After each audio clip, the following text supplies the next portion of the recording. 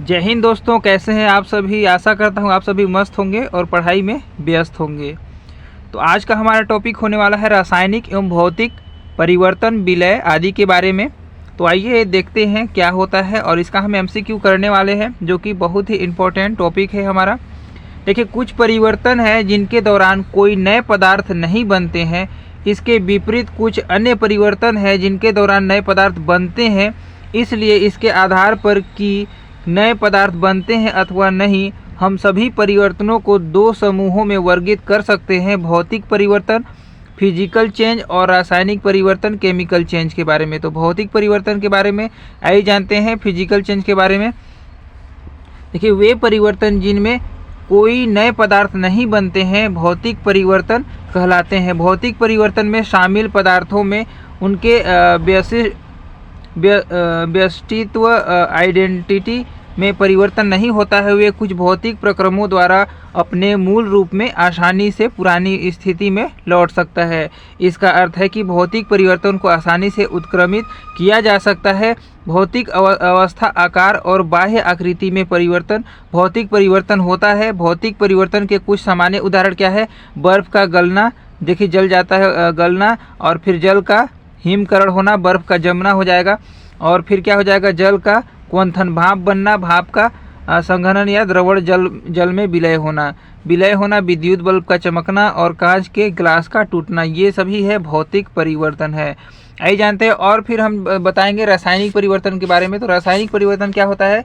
तो देखिए छोटा सा बताते हैं। वे परिवर्तन जिनमें नए पदार्थ बनते हैं रासायनिक परिवर्तन कहलाते हैं। रासायनिक परिवर्तन में शामिल पदार्थों में उनका व्यष्टित्व परिवर्तन हो जाता है, पूर्णतः नए पदार्थ में रूपांतरित हो जाते हैं। नए पदार्थ को प्रायः उनके मूल रूप में वापस नहीं लाया जा सकता। इसका अर्थ है कि रासायनिक परिवर्तन प्रायः अनुत्क्रमणीय होते हैं। रासायनिक परिवर्तन के कुछ सामान्य उदाहरण हैं, जैसे मैग्नीशियम तार का जलना, कागज का जलना, लोहे का जंगन, दूध से दही का बनना और भोजन का पकना, ये सभी रासायनिक परिवर्तन है। तो आइए देखते हैं, इसका हम एमसीक्यू करने वाले हैं। तो सबसे पहला क्वेश्चन हो जाएगा हमारा, भौतिक परिवर्तन का एक उदाहरण है हवा में चांदी के बर्तनों का काला होना, मोमबत्ती का जलना, दूध से दही का बनना, पानी में चीनी का घुलना। तो क्या हो जाएगा इसका राइट आंसर? देखिए, तो देखिए भौतिक परिवर्तन का एक उदाहरण है पानी में चीनी का घुलना, यह एक भौतिक परिवर्तन का उदाहरण है। तो ऑप्शन नंबर डी इसका राइट आंसर हो जाएगा। देखिए, भौतिक परिवर्तन के बारे में समझेंगे। भौतिक प्रक्रिया वह प्रक्रिया है जिसमें कारक को हटा देने पर भौतिक प्रक्रिया में भाग लेने वाला पदार्थ पुनः अपनी पूर्ववर्ती अवस्था में आ जाता है। भौतिक प्रक्रिया अस्थायी एवं अनुत्क्रमणीय होती है, अस्थायी एवं उत्क्रमणीय होती है। और पानी में चीनी का घुलना एक भौतिक परिवर्तन है, क्योंकि वाष्पन द्वारा चीनी को पुनः प्राप्त किया जा सकता है। तो भौतिक रूप है ये वाला। अगला देखते हैं, क्वेश्चन नंबर 2 है, जल का वाष्प में परिवर्तन कहलाता है प्राकृतिक, भौतिक या रासायनिक और जैविक। तो देखिए, जल का वाष्प में परिवर्तन होना भौतिक परिवर्तन कहलाता है। देखिए, यूपीपीएससी प्री 1992 में ये वाला क्वेश्चन आ चुका है। आइए जानते हैं, जल का वाष्प में परिवर्तन होना भौतिक परिवर्तन होता है, ये कैसे होता है?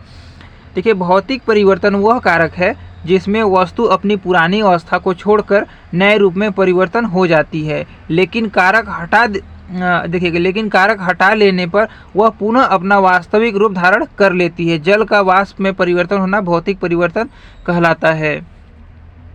आइए देखते हैं क्वेश्चन नंबर 3, निम्नलिखित में से कौन सा रासायनिक परिवर्तन का उदाहरण है? तो देखिए, प्रिज्म से गुजरने पर श्वेत प्रकाश का 7 रंगों में विभक्त होना, या फिर ऑप्शन नंबर बी में दिया है सब्जियों को पकाने पर उनका मुलायम हो जाना, या फिर ऑप्शन नंबर सी है सानी हुई मिट्टी को सूखने पर भंगुर हो जाना, या फिर नमक का पानी में घुलना।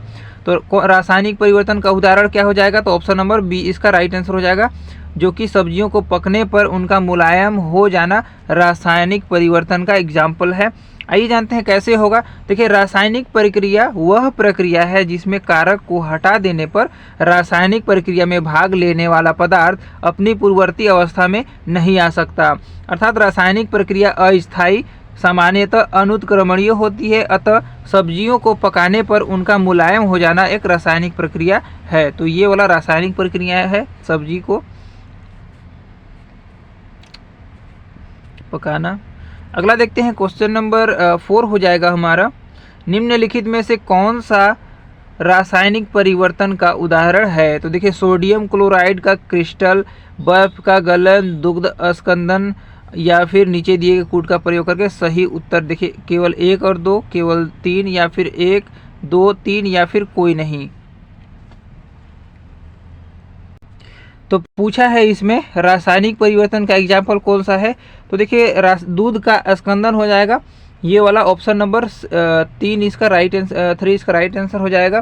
तो देखिए ऑप्शन नंबर बी इसका सही उत्तर हो जाएगा, केवल 3।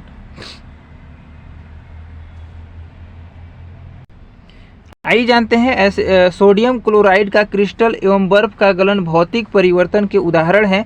ऊर्ध्वपातन है ना, ऊर्ध्वपातन की भौतिक परिवर्तन का उदाहरण वाष्पन भी भौतिक परिवर्तन के अंतर्गत आता है। दूध का आस्कंदन, लोहे में जंग लगना, दूध से दही बनना तथा कागज का दहन आदि रासायनिक परिवर्तन के उदाहरण हैं। तो देखिए ये वाला इसका कारण बताया है और स्पष्ट रूप से बताया है।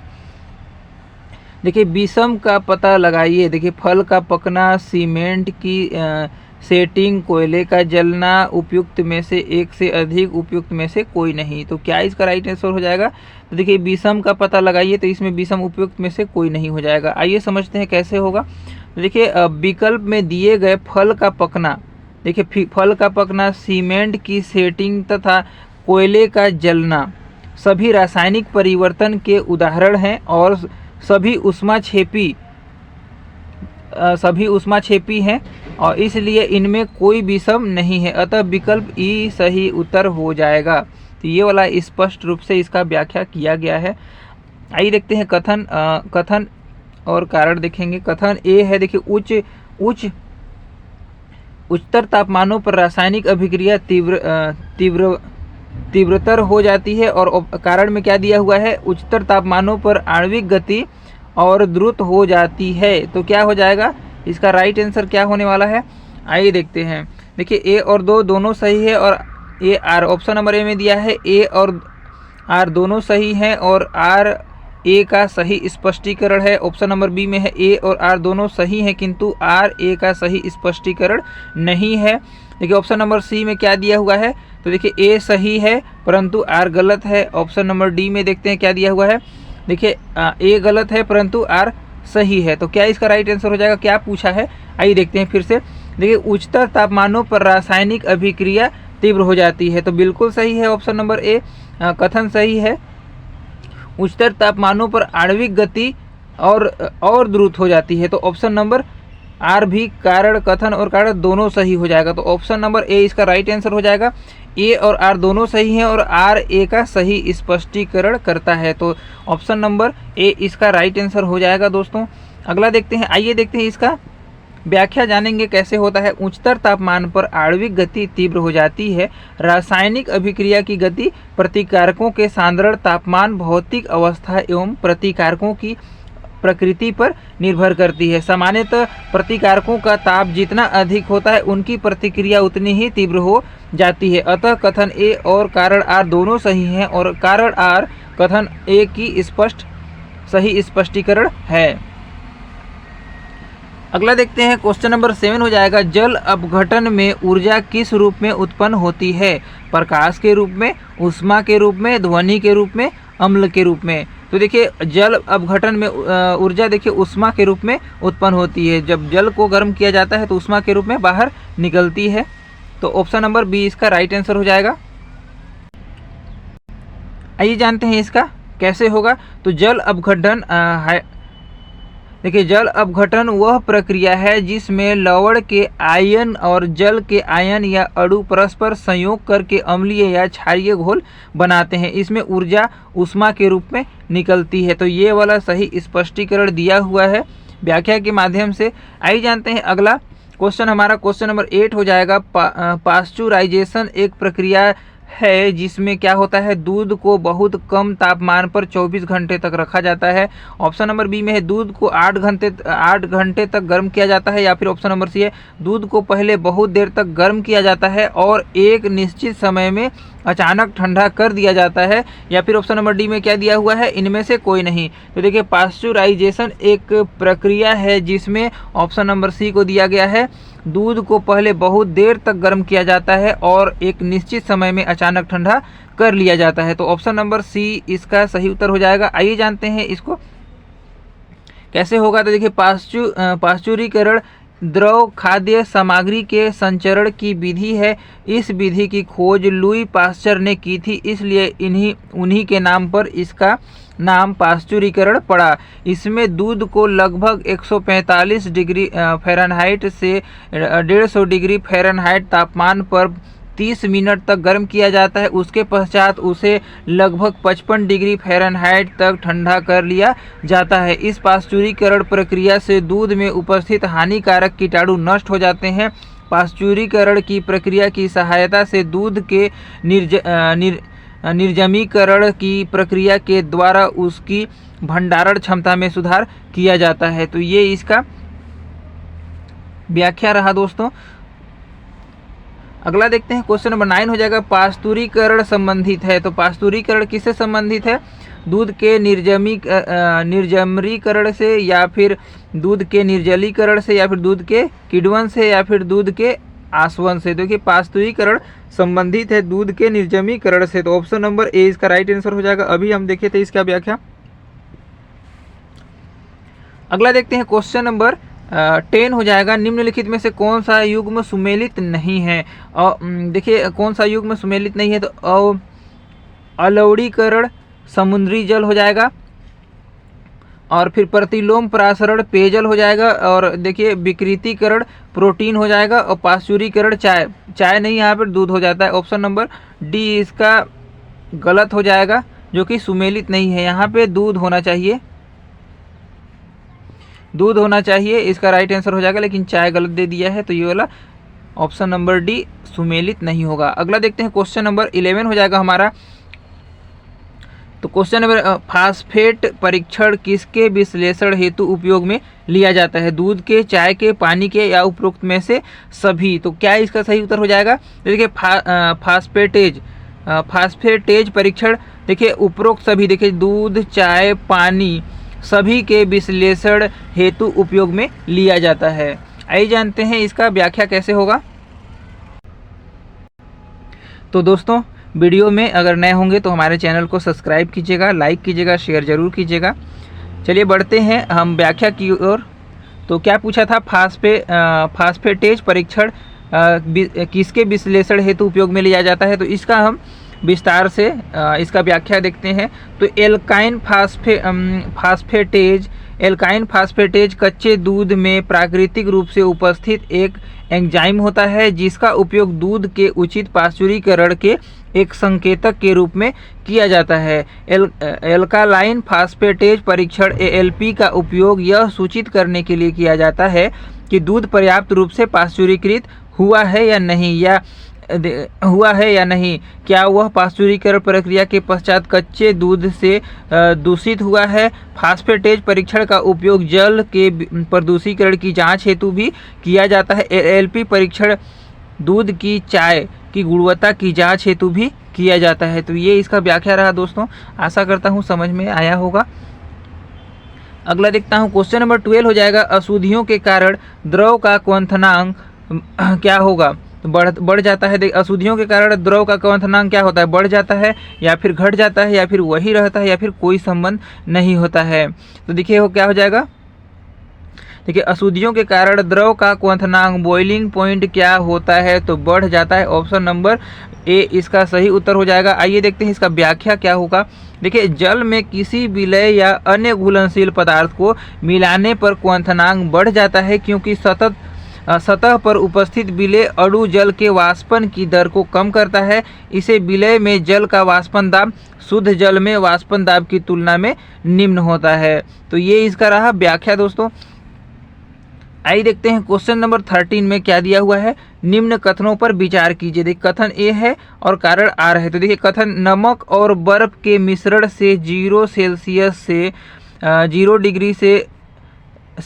डिग्री सेल्सियस से नीचे का तापमान प्राप्त होता है। तो नमक और बर्फ के मिश्रण से, देखिए नमक और बर्फ के मिश्रण से 0 डिग्री सेल्सियस से नीचे का तापमान प्राप्त होता है। और कारण क्या है, नमक और बर्फ के हिमांक फ्रीजिंग पॉइंट को बढ़ा देता है।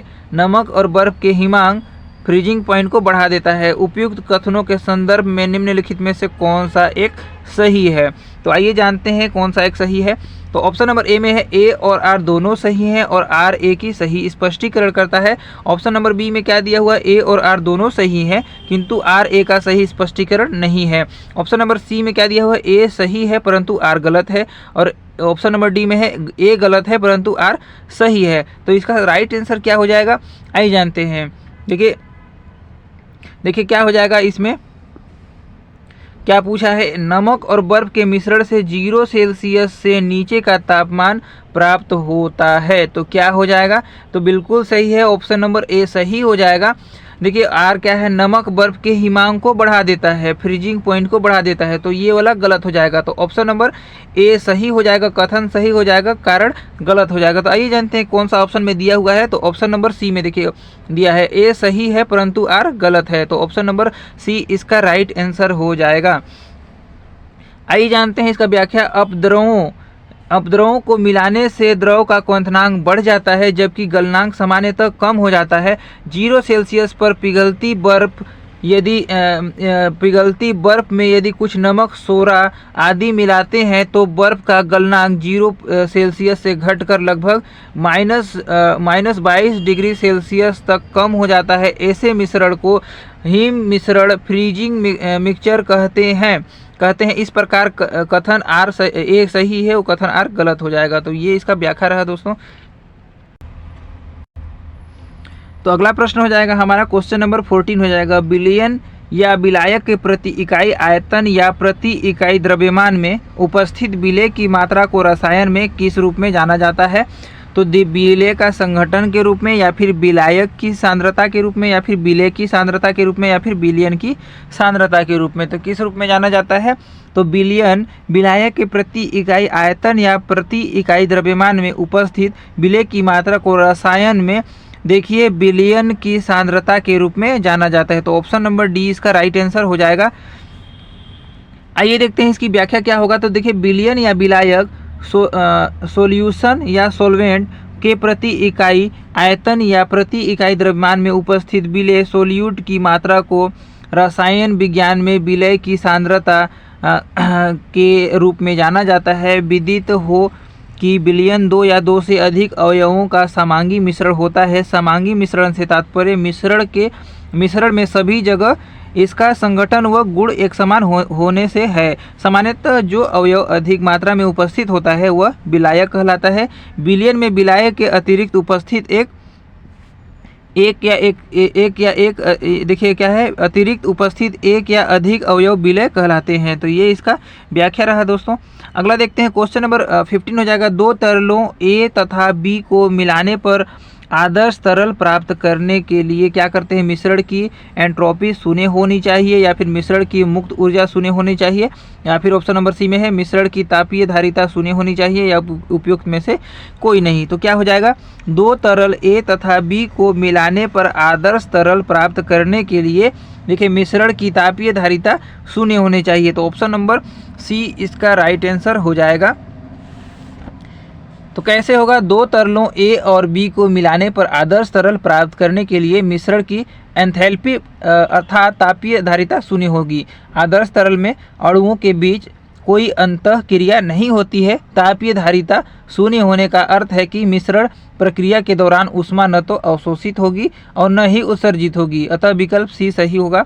तो right answer option number C हो जाएगा दोस्तों। आइए देखते हैं अगला देखते हैं क्वेश्चन नंबर 16 हो जाएगा, निम्नलिखित पर विचार कीजिए। शुद्ध जल में नमक को घोलने से जल का क्वथनांक बढ़ जाता है एवं जल का हिमांक घट जाता है। तो ऑप्शन नंबर 1 दिया हुआ है जल में जब ऑप्शन नंबर बी में क्या दिया हुआ है? जल में जब मिथाइल अल्कोहल डालते हैं तो जल का क्वथनांक घट जाता है। तो उपरोक्त में से कौन सा कथन सही है? नमक एवं मिथाइल अल्कोहल एक तरह से व्यवहार करते हैं, या फिर केवल एक, या केवल दो, या फिर एक और दो दोनों हो जाएगा। तो सही उत्तर क्या हो जाएगा? आइए जानते हैं।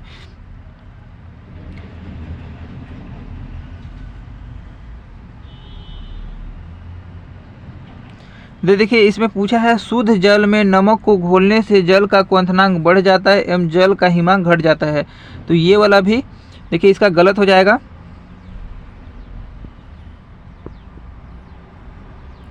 ऑप्शन नंबर ए गलत हो जाएगा। और ऑप्शन नंबर देखते हैं, जल में जब मिथाइल अल्कोहल डालते हैं तब जल का क्वथनांक घट जाता है। तो ऑप्शन नंबर 2 भी गलत हो जाएगा। तो क्या हो जाएगा, नमक एवं मिथाइल अल्कोहल एक तरह से व्यवहार करते हैं। ऑप्शन नंबर ए गलत हो जाएगा, बी भी गलत हो जाएगा, सी भी गलत हो जाएगा, डी भी गलत हो जाएगा। आइए देखते हैं ऑप्शन नंबर सी ई में क्या है, उपयुक्त में से कोई नहीं। इसका राइट आंसर ऑप्शन नंबर ई हो जाएगा।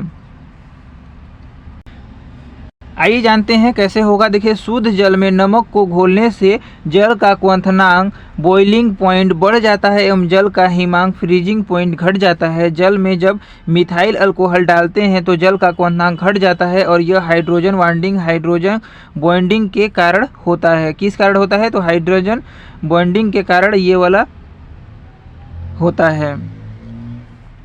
अगला देखते हैं, क्वेश्चन नंबर 17 हो जाएगा हमारा। एक प्रबल विद्युत अपघटय की चालकता तनुकरण पर घटती है, तनुकरण पर नहीं परिवर्तन होती है, तनुकरण पर थोड़ी बढ़ती है या उपयुक्त में से कोई नहीं। क्या हो जाएगा, एक प्रबल विद्युत अपघटय की चालकता देखिए तनुकरण पर नहीं परिवर्तन होती है। तो तनुकरण पर नहीं परिवर्तन होती है मतलब ये वाला कोई परिवर्तन नहीं होता है एक प्रबल विद्युत अपघटय की चालकता पर। तो ऑप्शन नंबर 20 का राइट आंसर हो जाएगा। ये जानते हैं कैसे होगा। एक प्रबल विद्युत अपघटय की चालकता उच्च होती है। प्रबल विद्युत अपघटय जल में पूर्ण रूप से आयनित हो जाते हैं। तनुकरण करने पर इनके आयनन में कोई विशेष वृद्धि नहीं होती। प्रबल विद्युत अपघटय के उदाहरण देखिए NaCl है, सोडियम क्लोराइड KCl है, ये सभी आदि हो जाएगा ऑप्शन नंबर। तो इसका राइट आंसर बी हो जाएगा। अगला देखते हैं, क्वेश्चन नंबर 18 हो जाएगा। दूध उदाहरण है एक। तो भैया ये बहुत ही इंपॉर्टेंट है। विलय का है या फेन का है या फिर इमल्सन का है या फिर वायुवियल का है। तो क्या हो जाएगा इसका, तो देखिए दूध उदाहरण है एक इमल्सन या पायस का। तो ऑप्शन नंबर सी इसका राइट आंसर हो जाएगा। आइए समझते हैं। देखिए दूध एक पायस इमल्सन का उदाहरण है। इसे विटामिन सी के अलावा सभी पोषक तत्व प्राप्त होते हैं। तो दूध से देखिए क्या क्या प्राप्त होते हैं। तो दूध से हमें विटामिन सी भी मिलता है और अन्य सभी पोषक तत्व भी मिलता है। अगला देखते हैं, क्वेश्चन नंबर 19 हो जाएगा। दूध इनमें से किसका उदाहरण है, फोम का, सॉल का या फिर एरोसोल का, इमल्सन का। तो अभी पढ़े थे। देखिए दूध देखिए इनमें से किसका उदाहरण है, तो इमल्सन का उदाहरण है। तो ऑप्शन नंबर डी इसका राइट आंसर हो जाएगा। इमल्सन या फिर क्या बोलते हैं, पायस बोलते हैं। तो इसका सही उत्तर हो जाएगा ऑप्शन नंबर डी। आइए जानते हैं कैसे होगा। देखिए दूध प्रकृति में पाए जाने वाले पायस या इमल्सन का एक उदाहरण है। दूध में इमल्सन के रूप में लगभग 3.5% वसा पाई जाती है। इमल्सन वसा के पानी में प्रसार का एक रूप है। इमल्सन कोलाइडी विलयन का उदाहरण है। कोलाइडी विलयन परिक्षिप्त प्रावस्था और परिक्षेपण माध्यम से निर्मित होता है। विलेय पदार्थ की तरह घटक या परिक्षिप्त कण जो कि कोलाइडी रूप में रहता है उसे परिक्षिप्त प्रावस्था कहते हैं तथा वह घटक जिसमें परिक्षिप्त प्रावस्था निलंबित रहती है उसे परिक्षेपण माध्यम कहते हैं। तो ये वाला इसका व्याख्या हो गया दोस्तों। देखिए क्या है, उसे परिक्षेपण माध्यम के रूप में परिभाषित किया जाता है। कोलाइडी विलयन को परिक्षेपण माध्यम ठोस, द्रव या फिर गैस की अवस्था और परिक्षिप्त प्रावस्था के अनुसार वर्गीकृत किया जाता है।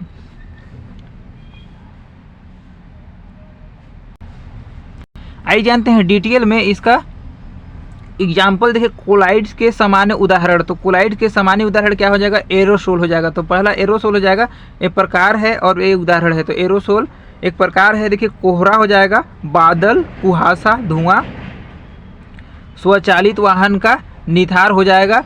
ये होगा एरोसोल का उदाहरण। अगला देखते हैं, फोम का उदाहरण क्या हो जाएगा, शेविंग क्रीम एक फोम का उदाहरण है।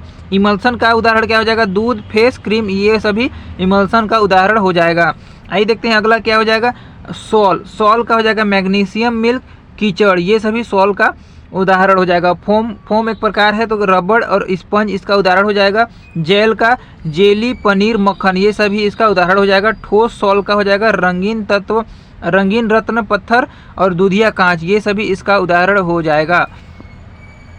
अगला देखते हैं क्वेश्चन नंबर 20 हो जाएगा, इसमें कौन सा कोलाइड नहीं है? दूध, आइसक्रीम, खून और शहद। तो देखिए कौन सा कोलाइड नहीं है? तो देखिए शहद एक कोलाइड नहीं है। देखिए कोलाइड एक विषमांगी विलय होते हैं। ये विलय टिंडल प्रभाव अर्थात कोलाइडी कणों द्वारा प्रकाश का प्रकीर्णन तथा ब्राउनियन गति दर्शाते हैं। शहद टिंडन प्रभाव नहीं दर्शाता, अतः ये कोलाइड नहीं है।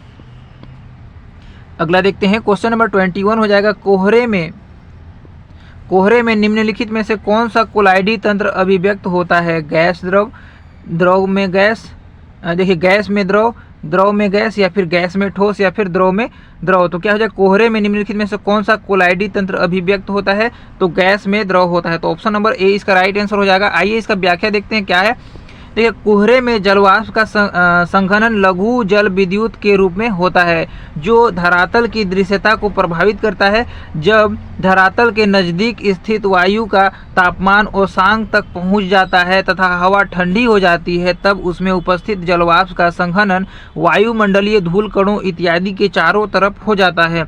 ये संघनित जल की बूंदें हल्की होने का कारण हवा में निलंबित रहती है और हवा के साथ स्थानांतरित होती रहती है। तो ये इसका उदाहरण था दोस्तों, जो कि स्पष्ट रूप से व्याख्या किया गया है। आइए देखते हैं क्वेश्चन नंबर 22 का हमारा क्या हो जाएगा। नीचे दिए कथनों के नीचे दिए गए एक को अभिव्यक्त, क्या लिखा है, नीचे दिए गए कथन नीचे दो कथन दिए गए हैं, एक को अभिव्यक्त ए तथा दूसरे को कारण आर कहा गया है। तो अभिकथन क्या है?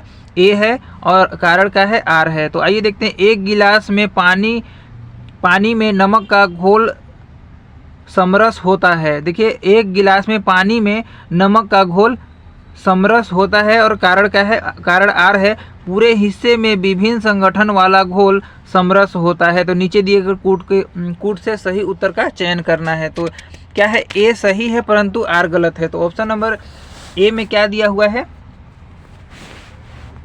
ए सही है परंतु आर गलत है।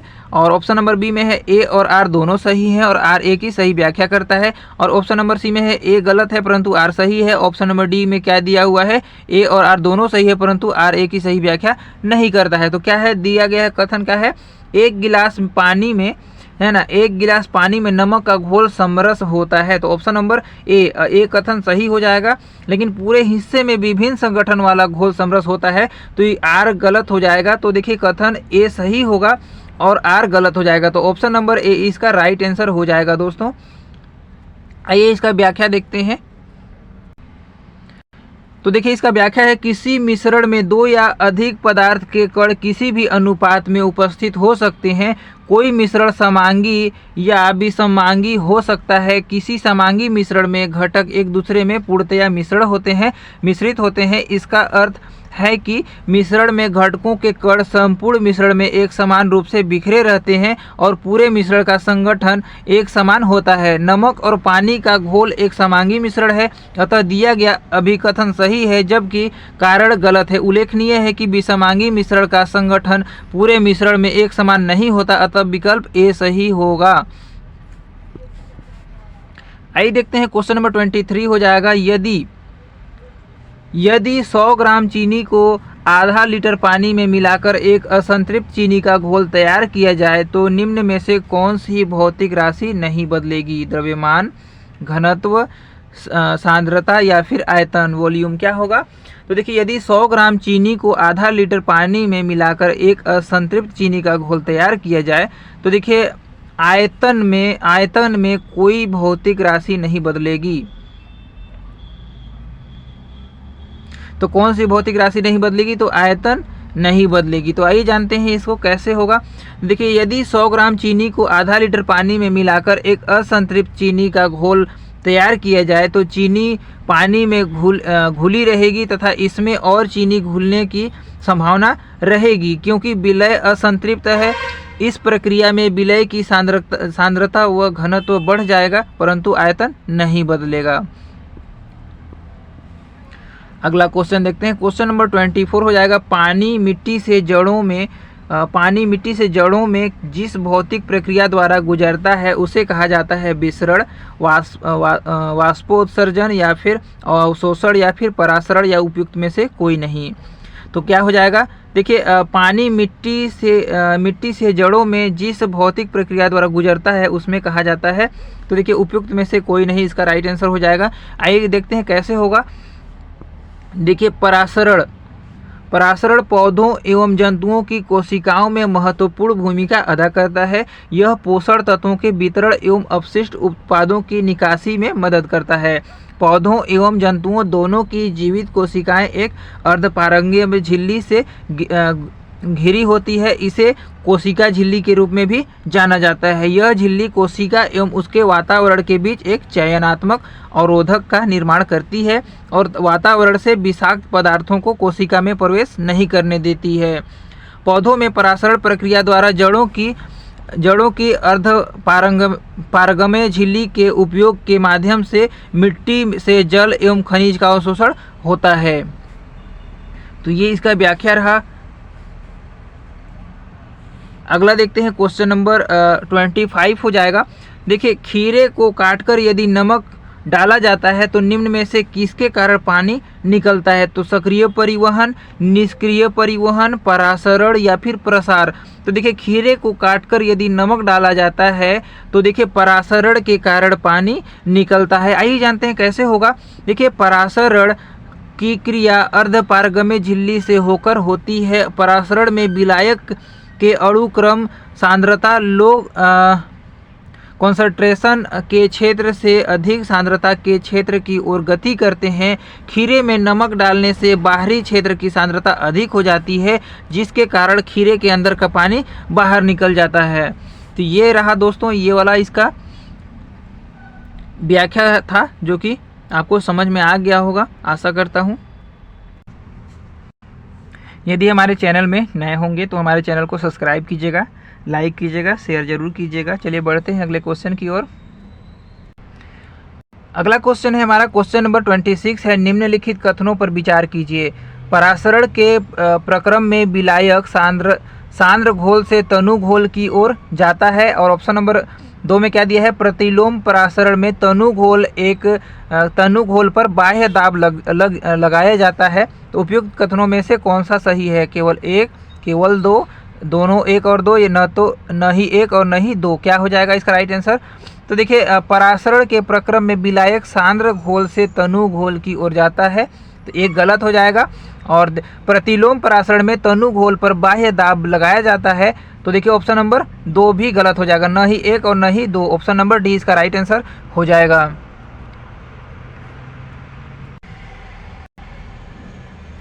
आइए समझते हैं। देखिए परासरण के प्रक्रम में किसी भी विलायक का प्रसरण अर्धपारगम्य झिल्ली के माध्यम से तनु विलय से सांद्र विलय की ओर होता है। प्रतिलोम परासरण में बाह्य दाब सांद्र विलय पर लगाया जाता है। इसमें सांद्र विलय पर बाह्य दाब लगाकर उसमें उपस्थित विभिन्न प्रकार के अणुओं एवं आयनों को विलय से पृथक किया जाता है। इस प्रकार प्रश्नगत दोनों ही कथन सही नहीं है। अगला क्वेश्चन है, क्वेश्चन नंबर हमारा हो जाएगा 27। परासरण के संदर्भ में निम्नलिखित कथनों पर विचार कीजिए। ऑप्शन नंबर ए में दिया है, यदि एक अर्धपारगम्य झिल्ली विलायक और विलयन के मध्य रख दी जाए तो विलायक के अणु इस झिल्ली में से निकलकर शुद्ध विलायक से विलयन की ओर प्रवाहित हो जाते हैं, है ना। और ऑप्शन नंबर बी में क्या दिया है, विलायक के प्रवाह की यह प्रक्रिया प्रतिलोम परासरण कहलाती है। तो नीचे दिए गए कूट प्रयोग का सही उत्तर का चयन कीजिए। तो क्या हो जाएगा, ऑप्शन परासरण के संदर्भ में क्या सही हो जाएगा। तो यदि एक पारगम्य, ऑप्शन नंबर ए में क्या दिया हुआ है, यदि एक अर्धपारगम्य झिल्ली विलायक और विलयन के मध्य रख दी जाए तो विलायक के अणु इस झिल्ली में से निकलकर शुद्ध विलायक से विलयन की ओर प्रवाहित हो जाएंगे। तो ऑप्शन नंबर ए सही हो जाएगा। तो देखिए टॉपिक पहला वाला सही हो जाएगा। दूसरा में क्या है, विलायक के प्रवाह की यह प्रक्रिया प्रतिलोम परासरण कहलाती है। तो ऑप्शन नंबर 2 गलत हो जाएगा। तो देखिए नीचे दिए कूट प्रयोग के सही उत्तर का चयन, तो सही उत्तर ऑप्शन नंबर सी हो जाएगा। तो ऑप्शन नंबर 1 केवल 1 सही हो जाएगा। आइए जानते हैं कैसे होगा। यदि एक अर्धपारगम्य झिल्ली विलायक और विलयन के माध्यम मध्य रख दी जाए तो विलायक के अणु इस झिल्ली में से निकलकर शुद्ध विलायक से विलयन की ओर प्रवाहित हो जाएंगे। अतः कथन एक सत्य है। विलायक के प्रवाह की यह प्रक्रिया परासरण कहलाती है, न कि प्रतिलोम परासरण कहलाती है। अतः कथन 2 असत्य होगा और कथन 1 सही हो जाएगा। अगला देखते हैं, क्वेश्चन नंबर 28 हो जाएगा। ठोस अशुद्धियों के शुद्धिकरण के लिए निम्नलिखित में से कौन सी प्रक्रिया उपयोगी नहीं है? आसवन या फिर ऊर्ध्वपातन या फिर क्रिस्टलीकरण या फिर उपयुक्त सभी। तो क्या हो जाएगा? ठोस अशुद्धियों के शुद्धिकरण के लिए कौन सी प्रक्रिया उपयोगी नहीं है? तो आसवन प्रक्रिया उपयोगी नहीं है। आइए समझते हैं कैसे होगा। देखिए आसवन क्या है? तो आसवन की प्रक्रिया का उपयोग प्रायः तरल अशुद्धियों के शुद्धिकरण के लिए किया जाता है, जबकि ऊर्ध्वपातन एवं क्रिस्टलीकरण का उपयोग ठोस अशुद्धियों के शुद्धिकरण के लिए किया जाता है। तो ये इसका सही व्याख्या हो जाएगा दोस्तों। आइए देखते हैं, क्वेश्चन नंबर 29 का हो जाएगा। क्रोमेटोग्राफी की तकनीक का प्रयोग होता है रंगीन पदार्थों की पहचान करने में, पदार्थों की संरचना निर्धारण में, रंगीन पदार्थों के प्रभाजी आसवन में, या फिर एक मिश्रण से पदार्थों को अलग करने में। तो क्या हो जाएगा? तो देखिए क्रोमेटो की तकनीकी का प्रयोग होता है एक मिश्रण से पदार्थों को अलग करने में। ऑप्शन नंबर डी इसका राइट आंसर हो जाएगा। देखिए क्या दिया हुआ है व्याख्या में। देखिए क्रोमेटोग्राफी रंगीन रसायनों के मिश्रण को पृथक करने की एक रासायनिक तकनीक है।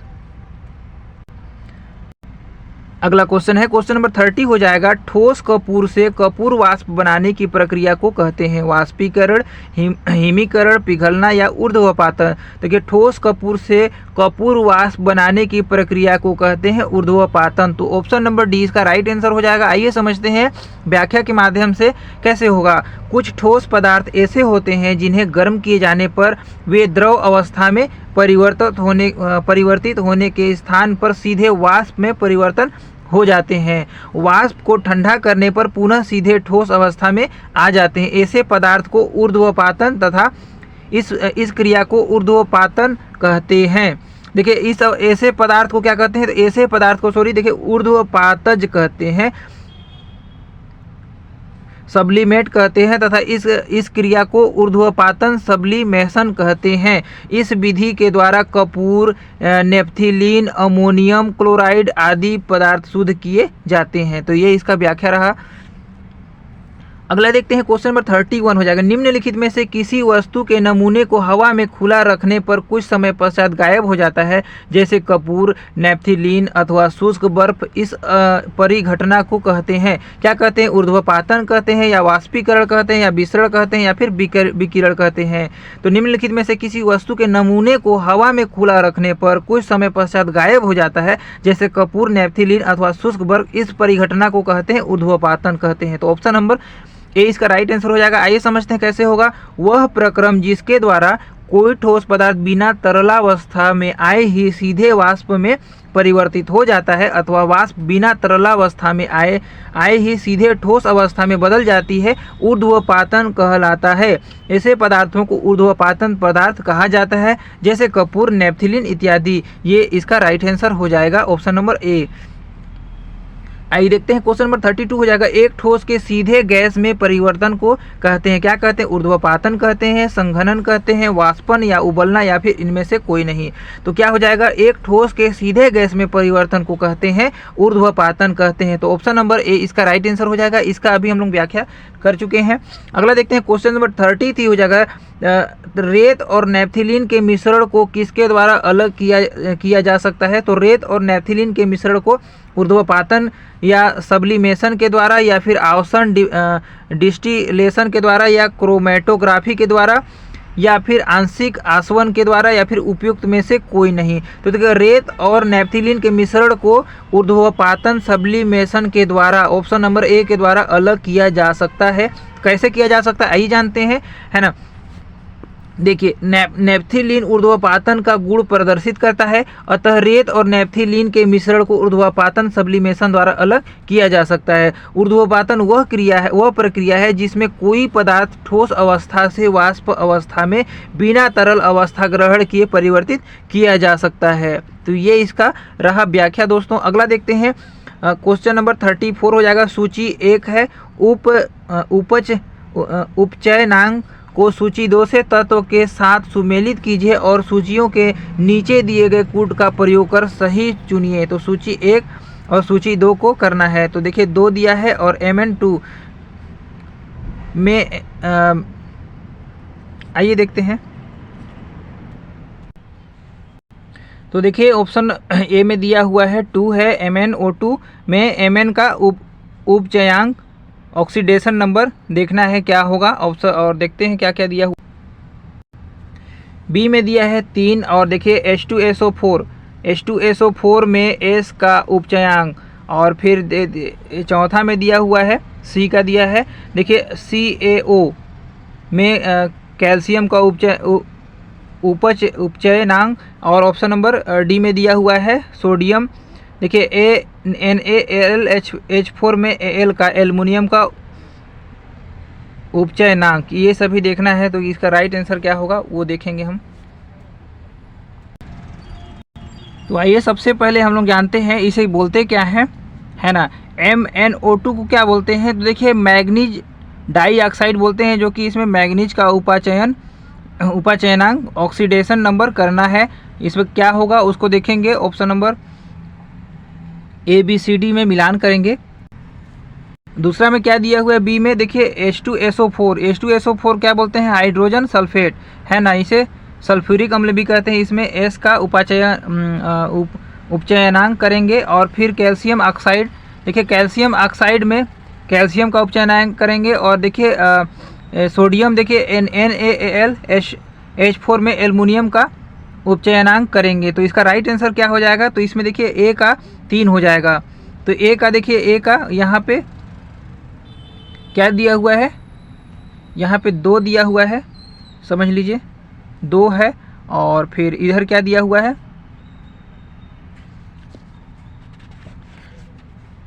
इधर दिया हुआ है Mn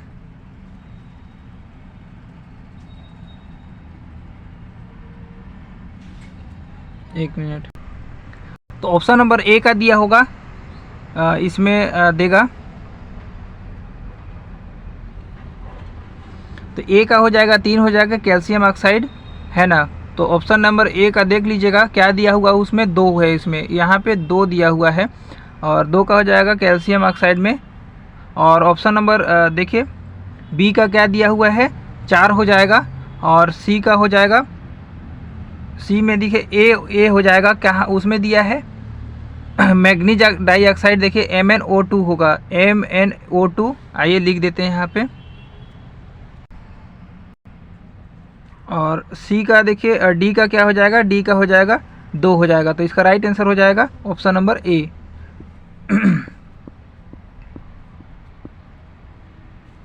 अगला है क्वेश्चन नंबर 35 हो जाएगा हमारा। निम्नलिखित में से कौन सा प्रतिक्रिया की दर को धीमा करता है?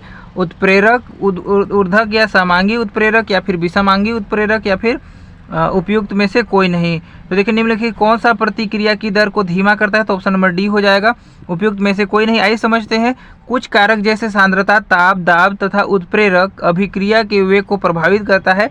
उत्प्रेरक वह पदार्थ है जिसमें स्वयं स्थायी रासायनिक परिवर्तन हुए बिना वह अभिक्रिया के वेग को बढ़ा देता है। जब मिलाया गया पदार्थ किसी अभिक्रिया की दर को कम कर देता है तो ऐसे पदार्थ को निरोधक कहते हैं।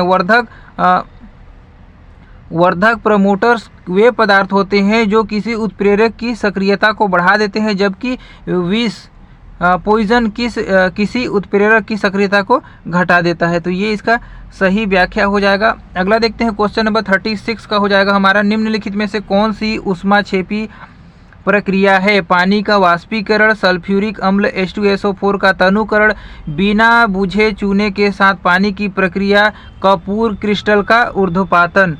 तो क्या हो जाएगा इसका राइट आंसर? तो इसमें पूछा है ऊष्माक्षेपी प्रक्रिया, तो उसमें ऊष्माक्षेपी प्रक्रिया कौन सा है?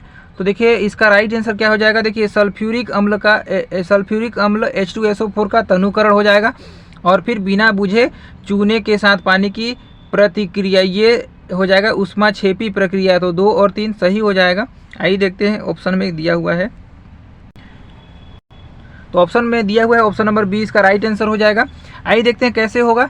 तो इसकी व्याख्या देखते हैं। जिस रासायनिक अभिक्रिया में उत्पादों के साथ ऊष्मा का उत्सर्जन होता है उसे ऊष्माक्षेपी अभिक्रिया के रूप में परिभाषित किया जाता है। सल्फ्यूरिक अम्ल H2SO4 का तनुकरण तथा बिना बूझे चूने के साथ पानी की प्रतिक्रिया ऊष्माक्षेपी क्रिया के उदाहरण हैं। पानी का वाष्पीकरण तथा कपूर क्रिस्टल का ऊर्ध्वपातन ऊष्मा शोषी अभिक्रिया के उदाहरण है। इसमें ऊष्मा का अवशोषण होता है।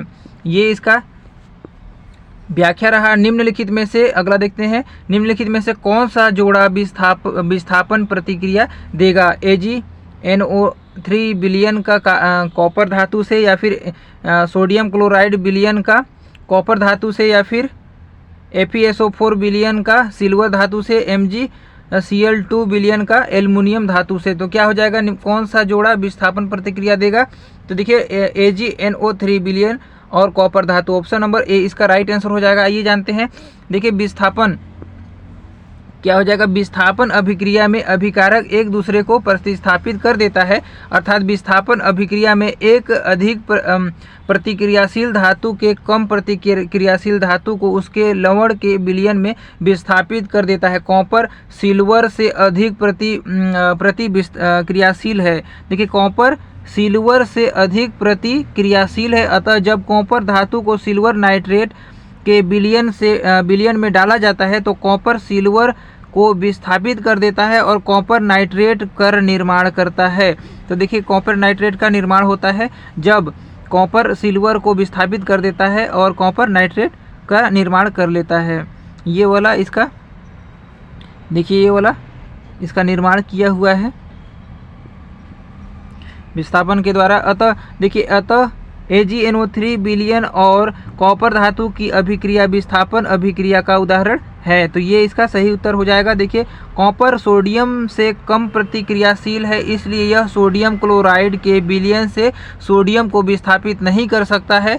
कॉपर और सिल्वर दोनों ही आयरन से कम प्रतिक्रियाशील है, इसलिए वे आयरन सल्फेट के विलयन से आयरन को विस्थापित नहीं कर सकते हैं। एल्युमिनियम मैग्नीशियम से कम प्रतिक्रियाशील है, इसलिए यह मैग्नीशियम क्लोराइड के विलयन से मैग्नीशियम को विस्थापित नहीं कर सकता है। अगला क्वेश्चन देखते हैं दोस्तों, और आज का लास्ट क्वेश्चन होने वाला है हमारा 38। देखिए संक्षारण के उदाहरण हैं। तो देखिए संक्षारण कोरोजन के उदाहरण हैं। देखिए सिल्वर पर काले रंग की परत बनना, या फिर तांबे पर हरे रंग की परत बनना, या फिर ऑप्शन नंबर सी है लोहे पर भूरे रंग की परत बनना, या उपयुक्त तीनों, या फिर इनमें से कोई नहीं। तो देखिए संक्षारण के उदाहरण है सिल्वर पर काले रंग की परत बनना, तांबे पर हरे रंग की परत बनना और लोहे पर भूरे रंग की परत बनना। उपयुक्त सभी हो जाएगा, ऑप्शन नंबर डी इसका राइट आंसर हो जाएगा। आइए समझते हैं कैसे होगा। देखिए छत्तीसगढ़ PSC प्री एग्जाम 2016 में वाला आ चुका है। देखिए वायु अथवा रासायनिक पदार्थों द्वारा धातुओं का सने सने मतलब धीरे धीरे क्षय होना संक्षारण कहलाता है। लोहे पर जंग लगना अर्थात लोहे पर भूरे रंग की परत बनना, तांबे पर हरे रंग की परत बनना तथा सिल्वर पर काले रंग की परत बनना संक्षारण के उदाहरण है। तो दोस्तों वीडियो अच्छा लगा हो तो हमारे चैनल को सब्सक्राइब कीजिएगा, लाइक कीजिएगा, शेयर जरूर कीजिएगा। अगला टॉपिक हमारा होने वाला है अकार्बनिक रसायन के ऊपर, तो उसका हम MCQ कराने वाले हैं। तो अगर वीडियो अच्छा लगा हो तो हमारे चैनल को सब्सक्राइब कीजिएगा, लाइक कीजिएगा, शेयर जरूर कीजिएगा। मिलते हैं इसी तरीके से नए वीडियो के साथ, तब तक के लिए जय हिंद, जय भारत।